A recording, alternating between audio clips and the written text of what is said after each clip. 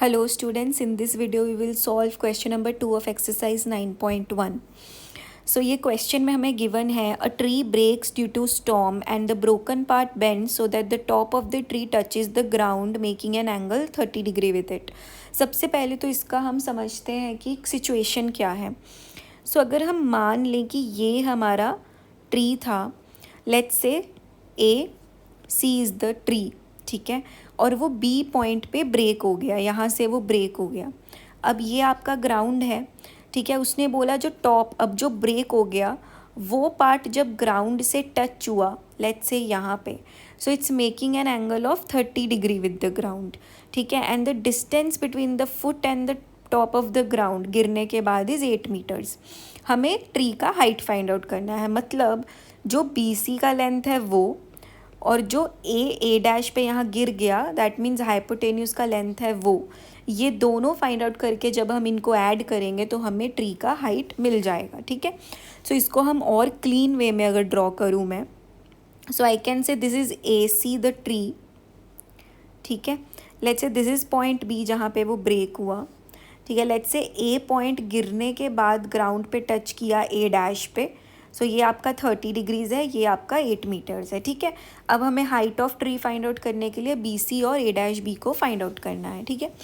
So what we are going to do here is we will say let A C is the tree broken at point B, broken at point B, touches the ground at A dash, ठीक है. अब यहाँ पे सबसे पहले हम क्या करेंगे, बी सी का लेंथ फाइंड आउट करेंगे यूजिंग tan, नहीं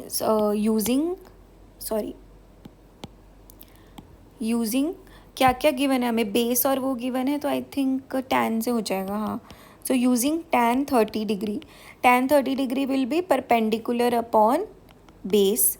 tan 30 डिग्रीज़ का वैल्यू क्या होता है, 1/√3. बी सी का वैल्यू हमें निकालना है, ए डैश सी हमें गिवन है 8, so B C is 8/√3 metres, okay. Similarly अब हमें ए डैश बी निकालना है, उसके लिए we will use cos 30 degree.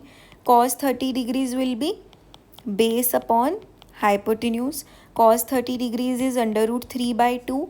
A dash C का वैल्यू हमें गिवन है which is 8 and A dash B हमें निकालना है. So A dash B will come out to be 16/√3 metres, ठीक है. So total height of the tree will be a dash b plus bc, which is 16/√3 plus 8/√3. This is 24/√3 and multiplied by √3 on both sides, both numerator denominator, we will get 24/3 This will eventually come out to be 8/3 meters. So this is your height of the tree.